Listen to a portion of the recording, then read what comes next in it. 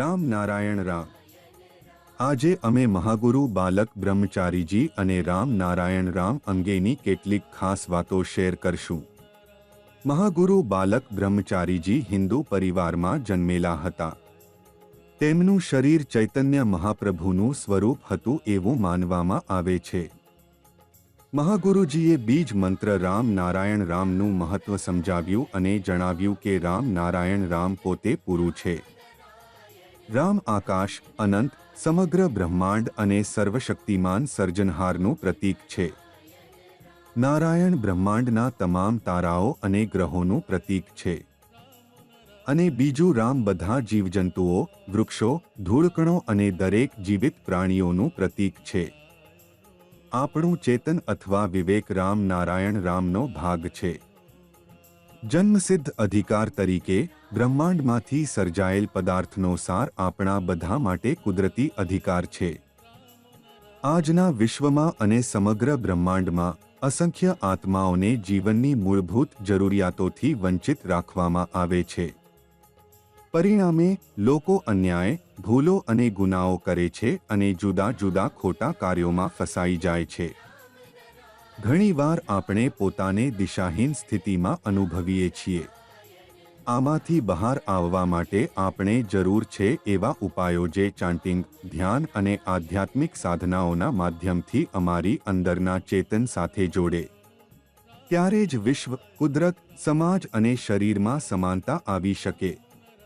રામ નારાયણ રામ કુદરતના સત્ય અને સિદ્ધાંતોને એક દોરામાં ગૂંથીને આગળ વધે છે. આ રથની લગામ પકડીને તેને આપણા મનની શક્તિથી આગળ ધપાવવી દરેકની જવાબદારી છે. ત્યારે જ આશીર્વાદ, સમૃદ્ધિ અને શાંતિનો વરસાદ થશે. આજે ધર્મ અને જાતિ સામાજિક અસમાનતા અને સંઘર્ષનું કારણ બન્યા છે. હવે સમય આવી ગયો છે કે આપણે આ ભેદભાવોને દૂર કરીને એક સમાન, ધર્મનિરપેક્ષ અને પ્રગતિશીલ સમાજનું નિર્માણ કરીએ. આ ત્યારે જ શક્ય બનશે જ્યારે આપણે આપણા વિવેક અને કુદરત સાથે જોડાઈશું અને નિયમિત રીતે રામ નારાયણ રામનો જાપ કરીએ. કુદરત સૌથી મોટો ધર્મ છે અને દરેક વ્યક્તિએ આ સમજી લેવું જરૂરી છે. જ્યારે કોઈ વ્યક્તિ રામ નારાયણ રામ સાથે જોડાય છે ત્યારે તેને જીવનમાં નવું દ્રષ્ટિકોણ મળે છે. આ નવું દ્રષ્ટિકોણ નવી ઉર્જા આપે છે અને જીવન સફળ બનાવે છે. રામ નારાયણ રામ દ્વારા લોકોને હંમેશા શીખવવામાં આવે છે કે હંમેશા સકારાત્મક વિચારો રાખો, સારા કાર્યો કરો અને જ્યાં સુધી શક્ય હોય ત્યાં સુધી અન્યને મદદ કરો. આ મંત્ર દ્વારા સમાજમાં ફેલાયેલી નકારાત્મક ઉર્જાને દૂર કરવાનો હંમેશા પ્રયાસ થાય છે. જ્યાં સુધી ધર્મની વાત છે, આજે પણ આધુનિક ભારતમાં ધર્મ અને જાતિ એવી સમસ્યાઓ છે જેણે લોકોને મક્કમ રીતે પ્રભાવિત કર્યા છે. આટલી ઊંડી પકડ છે કે મોટો વર્ગ એમાં જ ફસાઈ ગયો છે.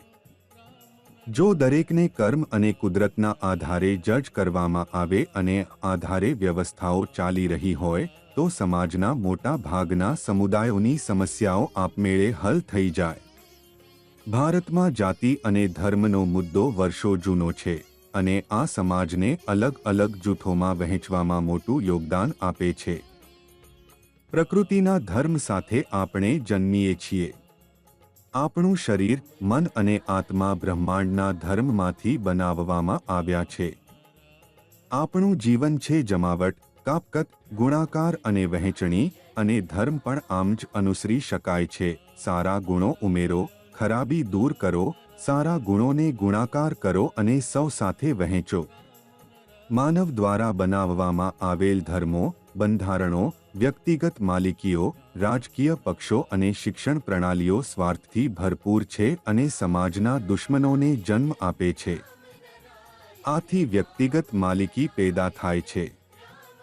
આ બધું દૂર કરવું જોઈએ.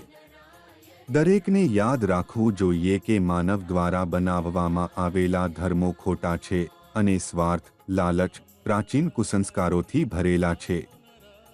આજની જરૂર છે કે મહાગુરુ દ્વારા આપેલ બીજ મંત્ર રામ નારાયણ રામ સાથે લોકો જોડાય. આ મંત્ર જીવનમાં નવી દિશા આપે છે અને જીવન ધન્ય બનાવે છે.